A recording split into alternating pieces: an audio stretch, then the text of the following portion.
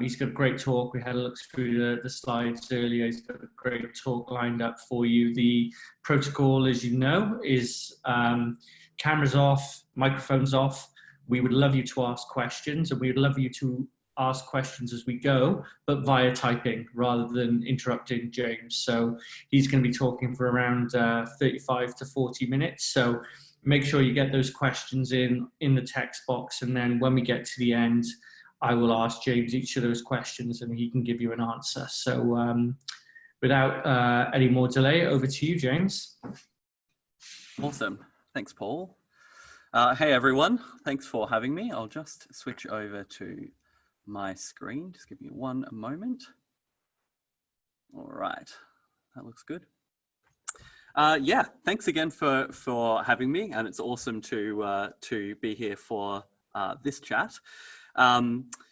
Just, I guess, before we jump into the actual presentation, just a few words about who I am. After all, I don't want to be a complete stranger because I suspect there may be at least one of you in this webinar that may be wearing their pajamas during the talk. So I don't want to be that person who's a stranger in your home and not introduce myself. So my name is James Nicholson, and I'm a digital technology consultant based in Brisbane City. So a big city. I've not always been quite as civilized as I am today. Some of you may be able to hear I sound maybe a little bit different from the average Australian. And that's because I am from overseas. Well, more of a strait than a sea. I'm from a place called Tasmania, a little island at the bottom of Australia. That map is absolutely to scale if you're interested. And because of that, I feel like we may need to get a few things out of the way. Those of you who are in Australia will know that Tasmania has a bit of a reputation for, let's say, having a shallow gene pool. And I just want to assure everyone that my father is not also my brother, but I can only speak for myself in this regard. But if you've ever been to Tasmania, it's a truly beautiful place. I do miss it every day since I've moved to Queensland. And I'm sure if you ever go, it will have a soft spot for you as well, especially if you visit in midwinter. Back when I was a young lad, I'm the one on the right, I was a verified music nerd before even I started doing anything computer or tech related. A lot of my friends can barely believe that I can turn on a computer now. And that's because I spent most of my time composing and arranging for and touring nationally with a bunch of different ensembles like the Tasmanian Youth Orchestra, the Hobart Wind Symphony, the Derwent Wind Symphony, music all the time. That's all I did for a long time. And what got me through that and what gets me through every day now is I absolutely love tea. I drink about probably 5 to 7 cups a day, which works out to be about 1,800 cups a year. My doctor isn't super happy about that, but that's fine. And since I moved to Queensland, I spent much of that time working in agency. Drinking tea obviously is part of that. But what I've been spending most of my time doing is developing marketing technology solutions for in-house companies, but also agencies as well. And about 7 months ago, I started transitioning from my work at Reload Media, where I'd been working as a senior tech consultant for about 5 years now, into freelance work under the brand Neobadger. And that's where I partner with organizations to help them solve an array of different challenges, from data collection, solving those annoying tracking and reporting issues. But most of my time nowadays is spent enhancing the reporting, tracking, and automation capabilities that are so essential in modern marketing and business operations today. But what it really comes down to is that I'm a person that my clients and agency partners reach out to when they encounter some genuine weirdness on the web, or they have some amazing idea in the shower that they want to turn into reality. You know, want 2 platforms to integrate? Hit me up. Not sure why your website or server is doing something very weird? I'm your chap. In short, I'm here to translate the technical into the actionable. And on a scale of nerdiness versus humanness, or what one might call the shower regularity versus questionable hair choices, which, as Paul mentioned, are quite intense right now, I sit somewhere around here. And most other developer engineering kind of types of nerds sit somewhere here. But look, don't let my unbelievable cleanliness fool you. When I have my free time, I spend it building little web apps and fun little projects that I guess make me interested in, and kind of, I try and solve small problems where I can to push myself. So that's me in a nutshell. I hope you feel comfortable if you are wearing pajamas, having me in your house. And again, thanks so much for having me as part of the In Marketing We Trust sessions. I'm very excited to chat about the great divide, bridging the gap between insight to action. I think it's fair to say that we live in pretty unprecedented times at the moment, both professionally and as human beings. And although it might be hard to believe, I'm not just talking about the radical changes that the COVID-19 pandemic has imposed upon us. Many of the changes that we're living through right now have been actually coming for quite some time. It just so happens that pretty much all of these changes have culminated in the ultimate rip the Band-Aid off, brace for impact, ready or not, here I come moment. Thanks 2020. To shake things up a little though, let's take a look at some of the challenges outside of COVID-19 first. I'm sure we've all spent so much time talking about the coronavirus that exploring some of these other challenges we're facing together might almost seem like a holiday. So with that, let's dive right in. So I hope everyone's sitting down right now, because we are going to have to talk about the P word. Privacy. I know Ben touched on a few things that are kind of being introduced in the coming weeks and months, and some into 2021. And the very word privacy makes even the most stoic amongst us develop a nervous twitch, and for good reason.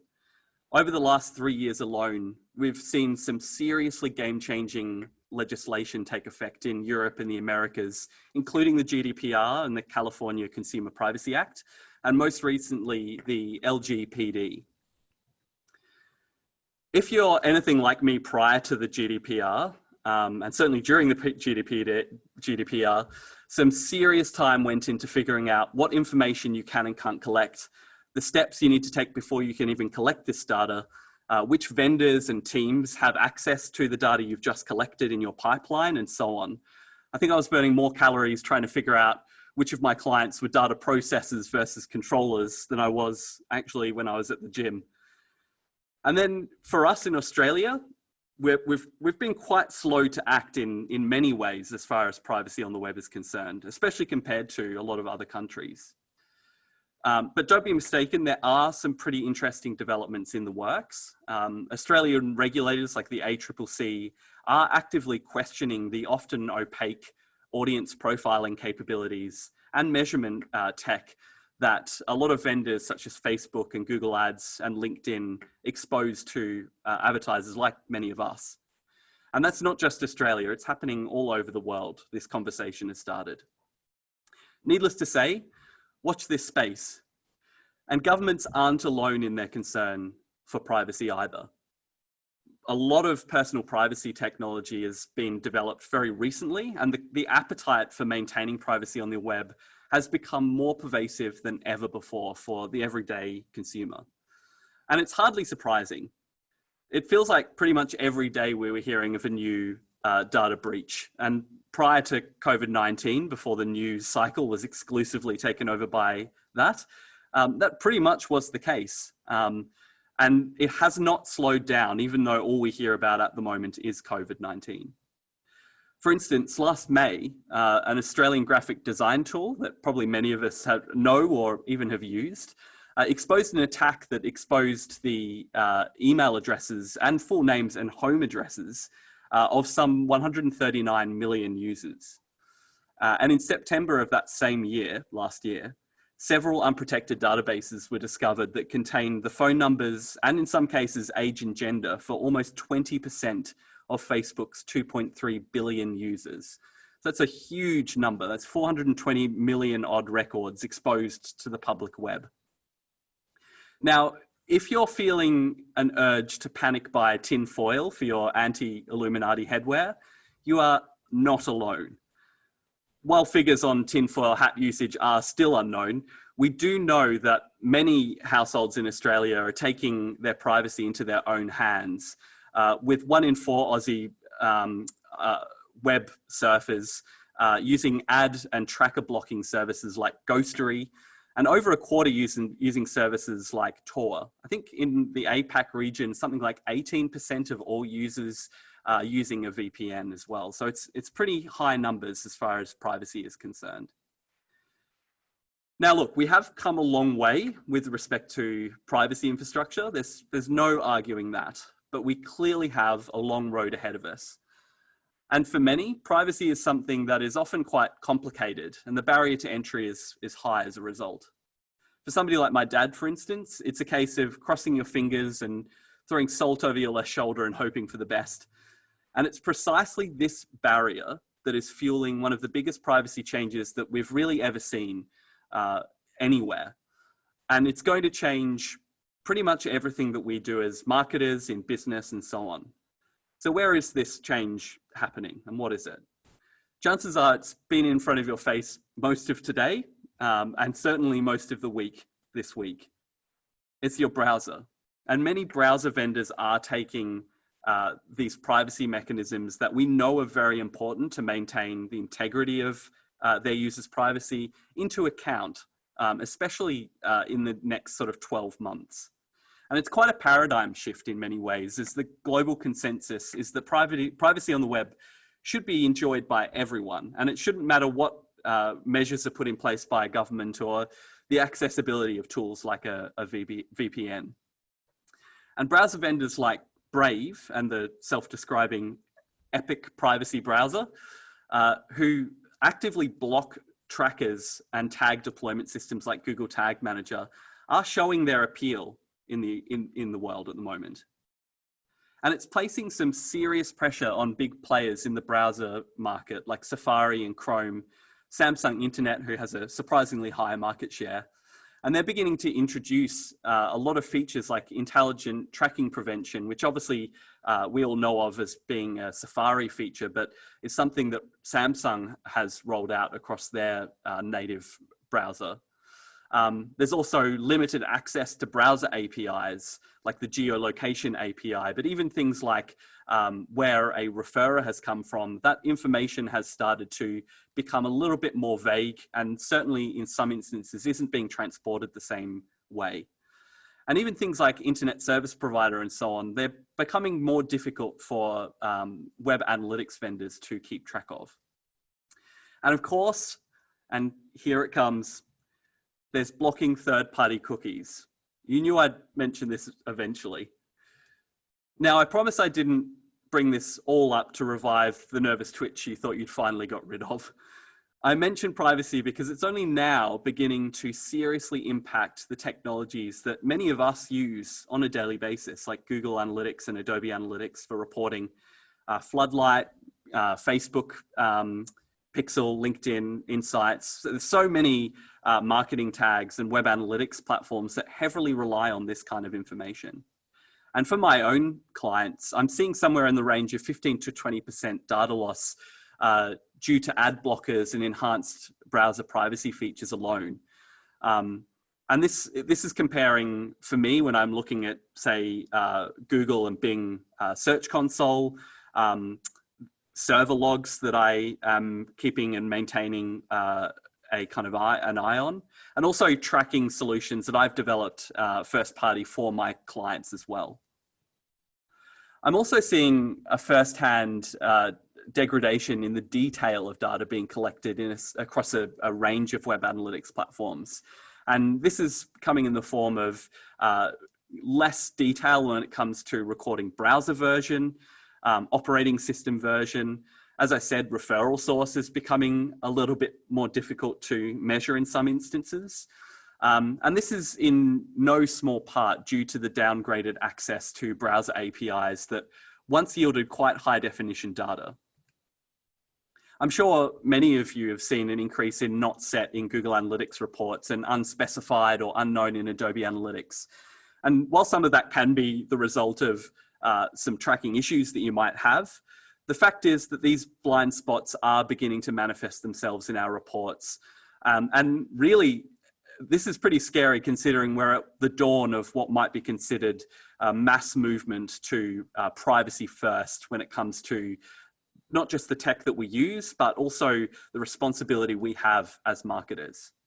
And for me, seeing these holes really brought home the idea that this talk of legislation reform that we're hearing all over the world, the privacy feature releases like intelligent tracking prevention, the use of privacy tools increasing like VPNs, all of this isn't just an academic exercise. This is real life, and we're seeing the effects of this firsthand. It's not just reporting that's taking a hit either. Marketing automation and audience creation is also becoming more challenging, and in some cases less effective. Many marketing technologies heavily rely on browser storage like cookies or the local storage API to persist information about a user between pages and between different sessions on a site. And when you take this persistence away or you limit its lifespan in the case of intelligent tracking prevention, your audience composition can appear to change as a result. As a little thought experiment, let's just pause to have a think about a scenario here, which I think might be quite common for a lot of people. Let's say that you and your team have been running a comprehensive media campaign to acquire new subscription customers. And to supplement this, you have some search campaigns that you've got up and running. You don't want to be as aggressive in ad auctions when one of your customers is searching, because they may just be wanting to pay a bill or manage their account. And so let's say you may just want to increase bids for only new users. And this allows you to maximize your visibility for your target user type. So naturally, things are going swimmingly because we're all the Avengers of digital marketing and are perfect in every single way. But suddenly, new customer acquisition volumes suddenly drop, despite there being no changes in your marketing activity and no external newsworthy factors that seem to be influencing your prospective users. This scenario is obviously well before COVID-19. This scenario is exactly what happened for many advertisers when version 2.2 of Safari's intelligent tracking prevention was released in June last year. And many advertisers and publishers saw their web analytics platforms reporting an increase in new users to the tune of 8%. Now, as humans and as data nerds, we know that the increase in new users, in this scenario at least, is due to a change in how the data is collected and not necessarily because of a change in the subjects in our collection pool. Automation models, on the other hand, rely heavily on intervention, human intervention, to prevent this kind of undesirable effects from kind of emerging. Them suddenly seeing new users might make the bids more aggressive. And that's purely because we may be recording a higher number of new users that are actually your existing customers. And this is a real problem and can be quite difficult to restore order in your marketing tech.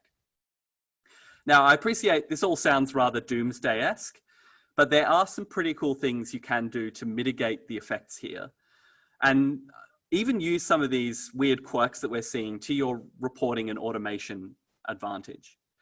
I'll explain what I mean here in a moment, but first, just in case you forgot, COVID-19. I'm sorry, I'm sure you were just getting used to the idea that all of your personal information is probably floating around in the public domain in that Facebook leak that happened at the beginning of or mid last year. And I've got to bring you back to reality, and we've got to talk about the global pandemic that we are in the thick of right now. So let's break this down. We know that data collection is changing, and this change is beginning to influence how our marketing automation works for our organizations, and also how we report and evaluate performance. And ultimately, this impacts the decisions that we make on a day-to-day basis. And some of those decisions can be quite large.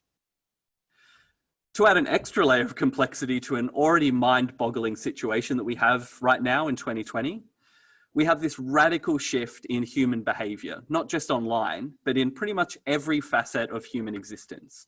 And that's obviously brought on by COVID-19. For example, in Australia, between mid-March and early April, our state and federal governments decided that strict social isolation measures should take effect. And really many of us transitioned from working from home, from working from in an office to working from home. And over this time, some very interesting things happened in Australia.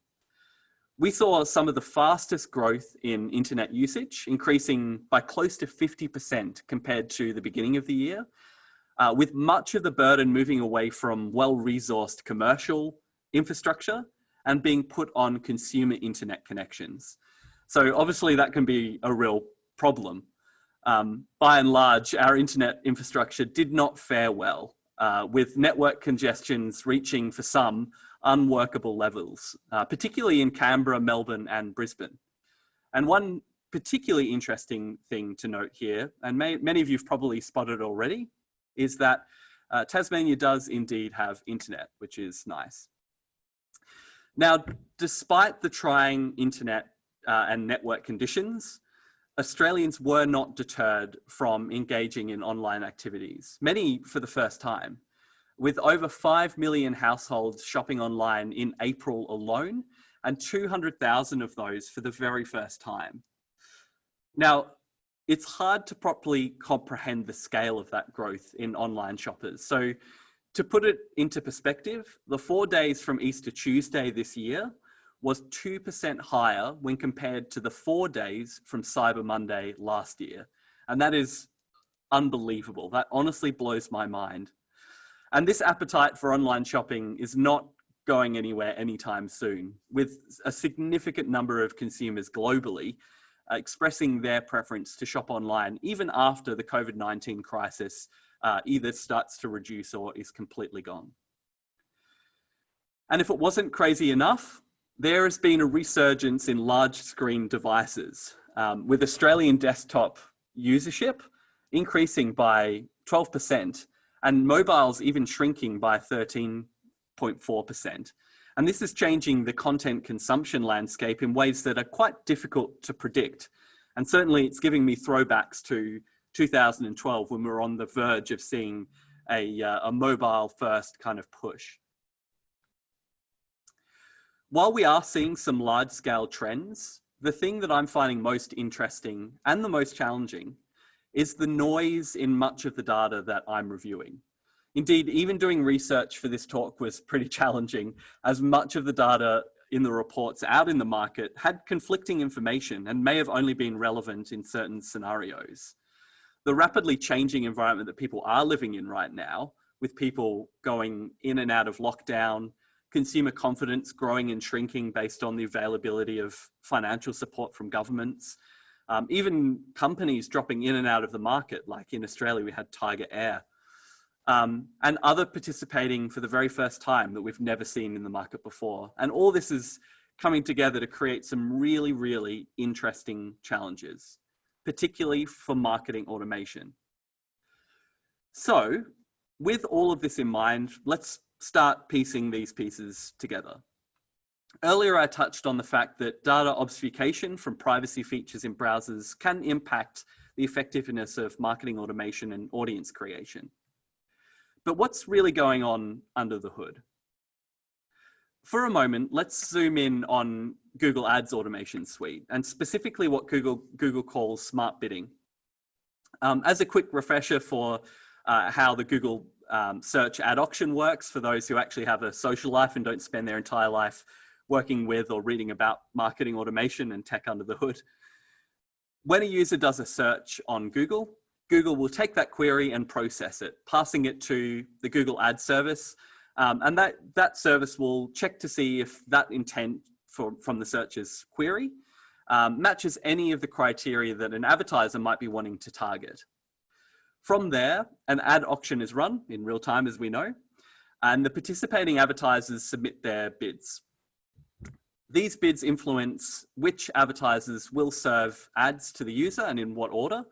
And so it's important that an advertiser's bid reflects the value that a searcher will or may yield for their business. This is where Google Smart Bidding comes in. Smart Bidding, for those again who may not be fully across it, describes a subset of bidding automation that Google Ads uses. And it works by accessing a bunch of different signals from a whole host of different sources, including audience profiling that you can use your first-party data to train. And it uses this in order to predict the likelihood a user will undertake a desired action, such as making a purchase or consuming multiple pages of content, downloading, say, a PDF even, which the advertiser can define. So we can be like, all right, Google, target this particular action. And we want to focus on, let's say, showing different ads or bidding more in this case for a user who matches that criteria. Then using all of this information and that target action as a predicate, the automation will kick in and decide how to bid in accordance to the likelihood of that user actually taking the action that we described. Now, this all uses machine learning under the hood, and that machine learning requires generally around a 14-day window to train. And it uses field data to do that, so real world data. And it requires that to build a sufficient and high level of confidence so that the changes that it is making, it's not just doing on a whim or doing with a very small subset of data. It wants to know that the bidding decisions it's making will actually have meaningful impact for an advertiser. This is all very tried and tested technology, and it's been working well for probably many of us, literally millions of advertisers globally, for quite some years now. Recently, however, some advertisers have found this automation to be performing radically different to prior to the COVID-19 pandemic. And for some, this change has been really positive. For others, it's put them in quite a pickle and will take some amount of work to come back from. Now, it's not that smart bidding is broken or an update has made it worse all of a sudden. Rather, the problem is that the machine learning component of this technology is simply unable to build confident models in some scenarios. And this is just due to a highly diverse and rapidly changing array of inputs that it's receiving. And this challenge is not just scoped to smart bidding, or even Google for that matter. Facebook uses a similar model to optimize everything from ad serving through to budget management. Indeed, the limited data usage update in response to the CCPA has caused some pretty undesirable performance changes for some, with cost per acquisition skyrocketing by 500% in some instances. Now, just to be clear, I'm not suggesting that automation that relies on machine learning and artificial intelligence is bad. In fact, I think if we didn't have access to this kind of automation right now during COVID, many advertisers would struggle to keep up with the rapidly changing market and environmental changes. Rather, the issue as I see it is that most advertisers are not using this automation in a particularly meaningful way, or are not adapting their approach to ensure success in both the short and the long term. Even if you're finding things are going well for you right now, my question is, how well equipped are you for the next radical change? And more so, are you willing to put your eggs in a technology basket that's becoming more and more black boxed every day? It's becoming harder to see how the inputs that we have are actually being processed to generate a result. And believe it or not, this is where my talk finally begins. If you're using an ad technology that relies on anonymized data and a machine learning model like Google Ads does, or Facebook, Pinterest, Twitter, just to name a few, you may need to seriously evaluate the sustainability of your approach. So, what can we do here? There's a lot of change right now, and that's not to mention that which is still to come. And obviously being prepared for this change is mostly about being ready to respond, even if you don't have a game plan ready for a given situation. Some of you might be familiar with Simon Sinek, And he calls this kind of mindset existential flexibility. Essentially, it's the capacity to make a profound and strategic shift, a 180-degree shift if needed, in order to better advance your organization's cause. And he obviously talks a lot about why it was an IT company, Netflix, who completely changed the TV and film industry. Lindt is a great example of this. And rather than closing their 56 physical stores and waiting to see what happens, they took action and set up an e-commerce store selling a range of their most popular products online, and even through curbside pickup. Primark, on the other hand, did not, and quite to their detriment. All this to say, be ready for change. And this is really my number one point for this talk. Don't panic. It's always happening, even if it sometimes doesn't feel like it's happening. Change is everywhere, from the looming death of the cookie through to the changing role of marketing automation during and post-COVID. Number two, so much can be gained from understanding what data you have at your disposal. And this is really one of the biggest points that I want to kind of explore. Understanding the data that you have and how this flows through the different touch points a customer and your organization has with each other is hugely powerful.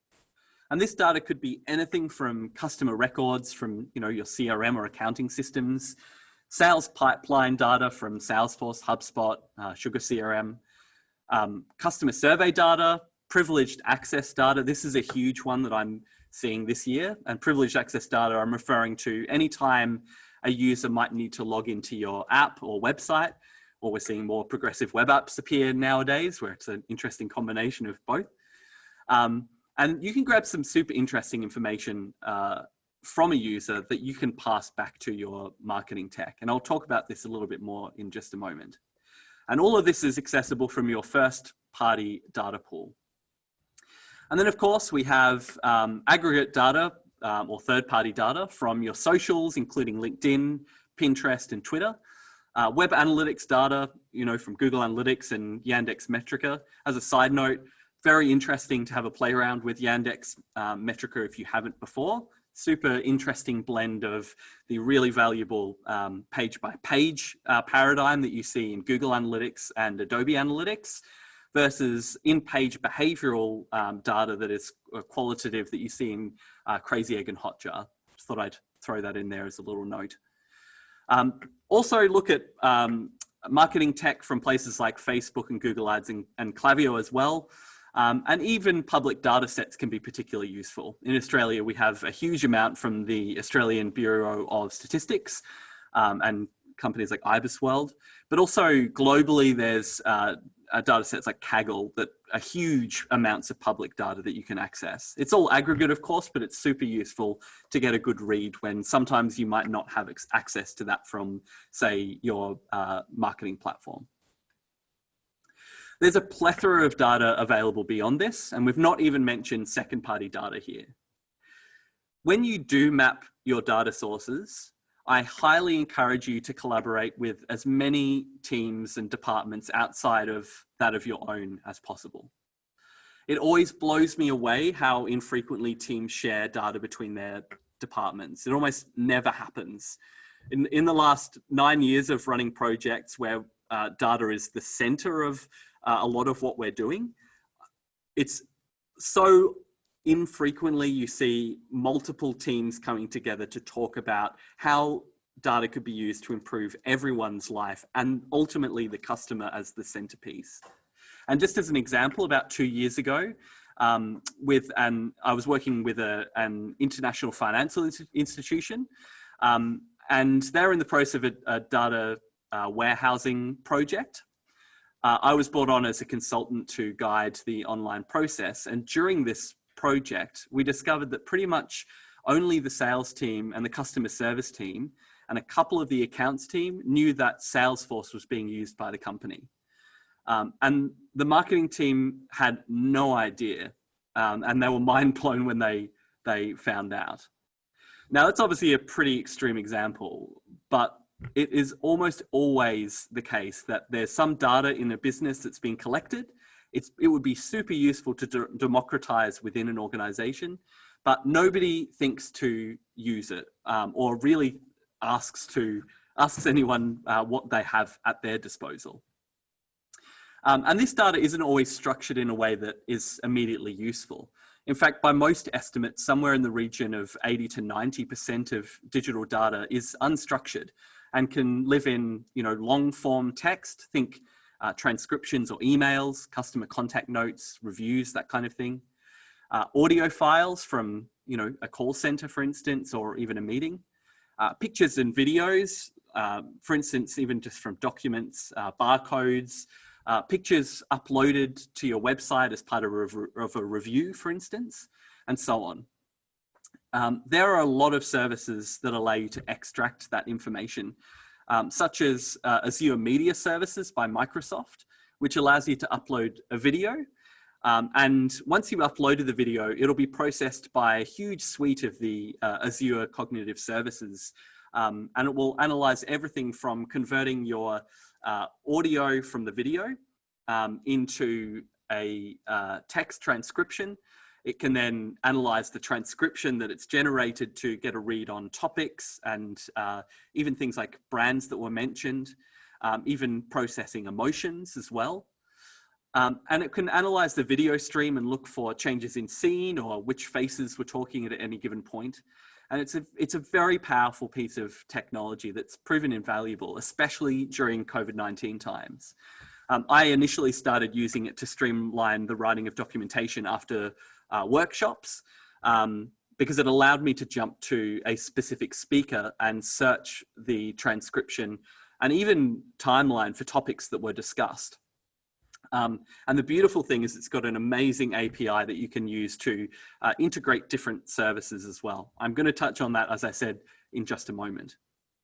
But you might not have a meaningful use case for all of these features and rather have a specific problem that you want to solve. And you can use even just a single element of the huge suite of tech that is available. All it requires is a bit of a nerd to help you with this. But let's say you have a bunch of customer reviews and you want to understand how a customer feels about your organization.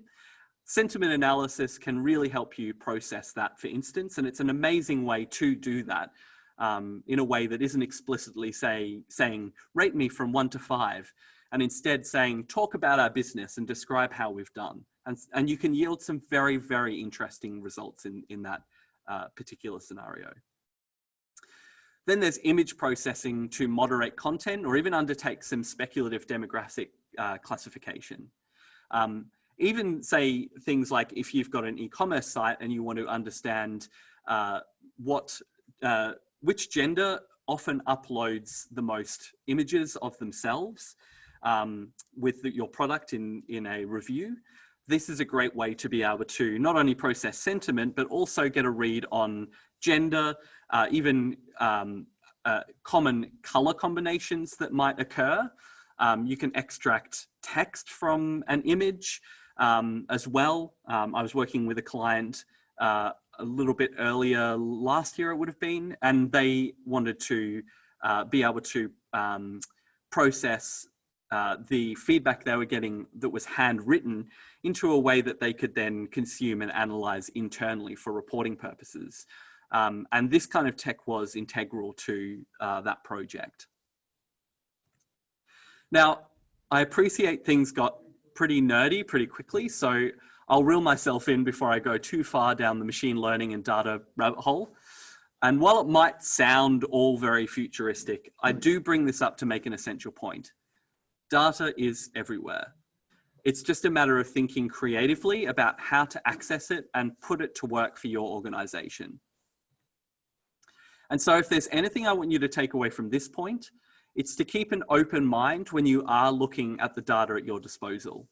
Start the conversation in your organization and do that as soon as you can so that you can mitigate the impact and ideally flourish as things like privacy measures changing in the ad tech that we're using and obviously in the regions that we're going to market in. And ideally, you want to then be able to own the information that you are using and really do that before all of this takes a serious hold. Lucky last, once you have a good read on all of your data, it's time to put it to work for you. And I don't just mean for reporting. So often organizations put a load of resources and sometimes some serious money into data collection for the purposes of reporting. The intelligence gained by these reports is then obviously converted into, some kind of action, which then needs to be coordinated and then dispatched.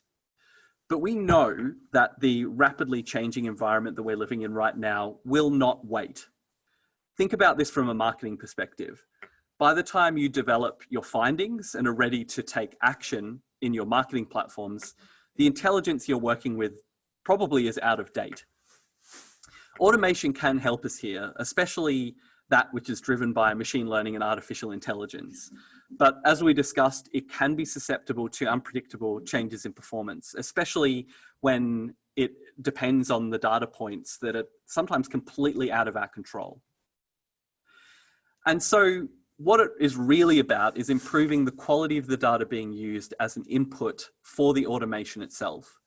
A staggering number of advertisers use their marketing tech completely out of the box without enriching their data or even knowing if it's accurate for that matter, before they use it as an input for their automation suite. And as a result, they either have mediocre performance from their marketing activity using this automation, or they have some early wins but hit a glass ceiling, which no matter how hard they try, they can't seem to push past. Bridging the gap between your first party data, so for example, your CRM data, and the anonymized data pool that marketing tech vendors have access to in huge volume, so the third party data, allows you to furnish your automation suite with data that is exclusively yours and not black boxed, and subject to change that may be completely out of your control and rapidly cause problems for you down the line. So, all good in theory, but how might this be achieved in the real world? It's actually far more achievable than most people realize. So let's kind of go down a little bit, take the talk down to a slightly more practical notch. And I'm going to kind of talk you through a few hypotheticals here. Now, while they might be hypothetical, I suspect that this situation will probably apply to some, if not most of you. This is a little recipe that I've got here that requires 3 ingredients: a data source, a transport mechanism, in this case we're going to use Google Tag Manager, and some kind of marketing tech with ML automation capabilities. Good luck finding one that doesn't nowadays. In this case, we're going to use Google Ads as our automation tech, and our data source is going to be a website. Let's say a user goes to your site and at some point logs in, perhaps to complete a purchase or to manage their account. And in the account creation process, you ask a user to provide a little bit of information about themselves, like their age and gender. And because I'm the speaker tonight, I get to control the scenario completely, which I am absolutely going to luxuriate myself with. In this example, we're going to ask the user what their favorite way to eat potatoes is. You want to be able to create a specific ad for those who like to have their potatoes mashed versus those who like to have their potatoes baked. To achieve this, you need to create a masher audience and a baker audience. All well and good there, nothing too complicated. So you hit up your local and disconcertingly handsome marketing technology specialist, and he, let's call him James Nicholson, writes a little bit of code that gets added to your website to tell Google Tag Manager how a logged in likes to use to eat their potatoes, for instance. This is simply just a question that we ask them in their account creation process, and all we're doing is asking the website at any point a user is logged in, tell Google Tag Manager how this user likes to eat their potatoes. He uses Google Tag Manager to then transport this data to Google Ads. And from there, you can jump into your Google Ads campaign and create your audiences and apply them directly to whichever campaigns that you're running. Now, we use Google Ads in this scenario, but you could swap this out for Facebook or Google Analytics for reporting purposes if you need to. Really anywhere you want, really, provided that the terms of service, the platform you're using allows you to do, to send that kind of information. Now, you don't even need a website where a user can log in. Instead, you might use a segmented email database to send your mashed potato lovers and baked potato lovers different emails, and they have different UTM tags based on those audiences.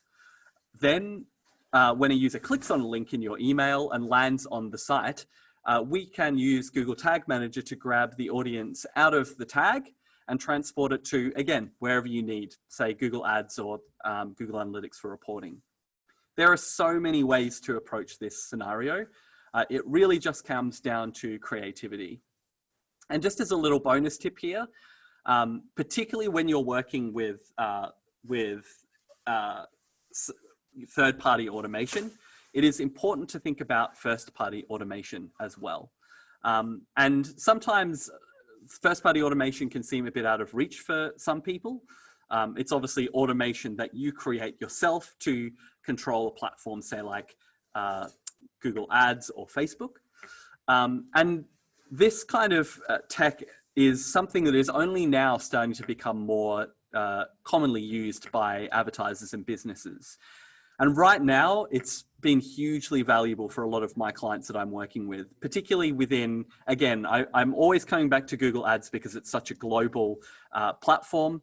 And it's been particularly useful right now to keep the automation that we were talking about that can go sometimes a little bit rogue when it's using third-party data and third-party automation, and can sort of slot in to influence and maintain some control over and monitor the success of this third-party automation, and can start to do some pretty cool things. For instance, I was using it for a lead gen client, and we saw an 8% drop in CPC account-wide.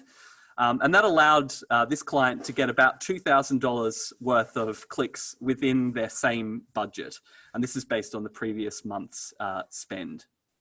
And from an e-com perspective, we used the same automation to, again, really as a means to try and prevent too much radical change that may be imparted by the automation, the third-party automation that was in place. And we actually saw, in this case, an increase in revenue by about 30%, 29% is what we were seeing. And CPC remained quite stable, even though for a lot of people, either they saw a radical drop as a lot of people left the kind of advertising space, or some people saw a drastic increase as their automation, Google's automation, was starting to really kick in and kind of take control to try and make what they thought were smart changes, but may not have turned out to be so during the thick of these radical COVID changes when behavior was really starting to shift. So there you have it. 3 ways across the Great Divide. And I think really, hopefully for a lot of you, I really want you to take away the change in mental model. Oh, the lights have gone off. I promise that I'm not responsible for the power bill here. Everything's fine. I want you to take away that really bridging the gap is mostly about data collection and not, and also doing so in a meaningful way.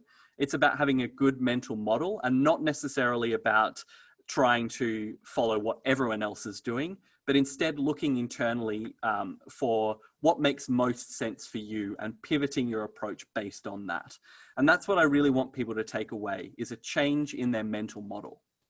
And with that, I will end my chat and hand it back over to Paul, if you're still there. Looks like you are. I am still here. Thank you so much for that, James. That was That was super interesting. I think there was so much in there. I have got a lot of questions, and I think there's going to be a lot of follow-up conversations that we need to have on the back of that, because some of that is very much from the world that I grew up in. So I started my career in kind of, I call it the pre-privacy era, where we could do anything we wanted. There were open Facebook APIs, there were open Twitter APIs, and we were mashing together all sorts of third-party data to create products and do some stuff that would be classed as very, very shady these days. So that was really cool. So I've got some questions, but if I can just prompt some other people to have a think of questions. We've got maybe 10 minutes or so now that we can dedicate to questions. So put them in a chat box and I will ask them. So we've got one already here from Ian. So Ian has asked, what is the best use of data that has yielded a commercial result, i.e. sales? And why do you think it was so good? Oh, a brilliant question there. I think one of the best use cases for using first-party data from an impact perspective that I've seen, and that is extremely easy to do. It blows my mind how easy it is to do, is with again, that federated login or privileged information we were talking about, where someone logs into a site. That is hugely valuable information. And I think it's sort of generally considered as a bit of a technical subject. A lot of people kind of go, oh yeah, the website functionality is more of something that the developers deal with. And they don't think of it as necessarily an opportunity to grab some of that information that might actually be required for the functionality of the site to show, say, like a banner, or to provide, more customized results on a collection page, for instance, on an e-commerce site. They don't think to pass that back to their third-party automation. And so one of the biggest and most valuable changes that I've seen is with companies who are actively collaborating with their development team and other organizational units in their business to kind of figure out what data they are actively using under the hood for their websites and for their apps and that kind of thing, and figuring out how marketing could be used, not just to acquire new customers, but to talk more meaningfully to existing customers as well. And that all just comes from this one data source that is so essential to a lot of businesses, which is that log in, log out data that is available in so many different contexts. Awesome, thanks for that answer, James. Really, really good, really in depth. We've got one from Freddie as well. So what alternative approach would you recommend when your data is fragmented and heavily regulated? So talking about the health, finance and insurance industries. Yeah, okay. So sorry, I missed the very beginning of that question. So what alternative approach would you recommend when your data is fragmented and heavily regulated? Yeah, okay. So this is a good question, because I think there are a lot of us who don't realize that the data we hold may be considered sensitive in some jurisdictions. And so for most of us, I think we need to actually have the mindset, firstly, that we are dealing with sensitive information. That's, I guess, the first point. When it's fragmented, this becomes quite a challenge. And I think it's something that needs to happen at an organizational level. It's not something that can be led just by one person or one team. It sort of needs to be something that is a shift in the mindset of the business itself to kind of, think of all of the data you have in the business as a commodity rather than a burden, which in some cases it seems to be, or data that is only used for an exclusive purpose, because that purpose could actually be a lot more valuable when it's used in a completely different way. When your data is fragmented, though, it really comes down to, how do you eat a whale, I think is the expression. I may be getting that slightly wrong, but it's how do we tackle a massive massive problem or what can be a very complex problem in a way that isn't hugely difficult and time consuming. And it really comes down to going, okay, well, what data do I have at least as an individual? And what information is reasonable for me to use in order to gain some kind of intelligence? And when it comes to very, data that could be considered sensitive, let's say criminal records or health data or financial data, sometimes you have to work even with aggregated first-party data. It's an unfortunate reality that has to be how it is done. But in saying that, there is a lot of scope for using machine learning and artificial intelligence that will locally run. And it's not something that you've got to code up or have a mathematician in-house to do. There's some amazing tech by Google that will take highly sensitive data, redact it locally for you so that all of the sensitive information is removed. And then that allows you to pass that back to your teams through the manual use or to expose to your third-party marketing tech in a way that is going to be compliant with whatever regulations you're having to adhere to. And there, like I said, there's a whole suite of machine learning and artificial intelligence that's designed to take sensitive data and convert it into anonymized data to some degree, or at least pseudonymized data. In other words, data that you've replaced anything with anything of that could be personally identified and swapped it out with some kind of pseudonym that you've generated, and pass that back to your ad tech. And that could be as simple as replacing financial names, legal names rather, with some kind of identifier that you can then map back internally to systems that you have up and running, but also that you could give to, say, Facebook or LinkedIn for profiling and use the ID as a kind of join key. So it's a big question, but that's sort of, I'd say, a good starting point is to kind of go look at your own data and figure out what a good use case might be for your situation to at least start the conversation as a whole in the organization. Really good, thorough answer. Thanks, James. So one more question from Freddie. This is around tools like Snowflake. I'm not sure, are you aware of Snowflake, James? Yes. Yep. Yeah, great. Okay, this is a relevant question then. So what kind of organizations would you think benefit from that type of solution instead of a Google or an Adobe solution? Look, I honestly, this is a big question, because I think for when it comes to web analytics and I guess managing business intelligence as a whole, I don't generally like to think of it in terms of what types of businesses it will be useful for. I know this is going to maybe hopefully not seem like a frustrating answer, but I'm going to answer it this way. I like to think of any tech that you are using, whether it's Snowflake, Adobe, Yandex Metric, as I mentioned earlier, or a first-party solution, which I'm finding myself developing more and more often nowadays. I like to think of whatever tech you're using, there should always be two things that should be in the kind of forefront of your mind. Number one is, how do I unbox it once I've got it into this system? Comes back to what we were talking about before. How do we get it to your marketing tech or even your operations suite? I know there's an upcoming talk that we've got sounding like it's coming up that's looking at even things like stock and inventory management and streamlining operational processes. There's definite value in being able to have that accessible throughout the whole organization.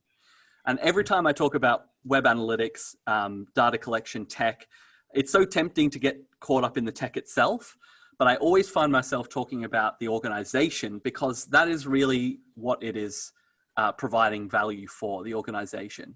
And the second component is, what is it allowing you to do? Is it allowing you to solve the problem you think it is, or are you just using it because this tech is used by other people in your industry? And that can be a good use case to get a feel, but my thinking is very much have a really strong, solid hypothesis about what your use case is, irrespective of the tech that you're using.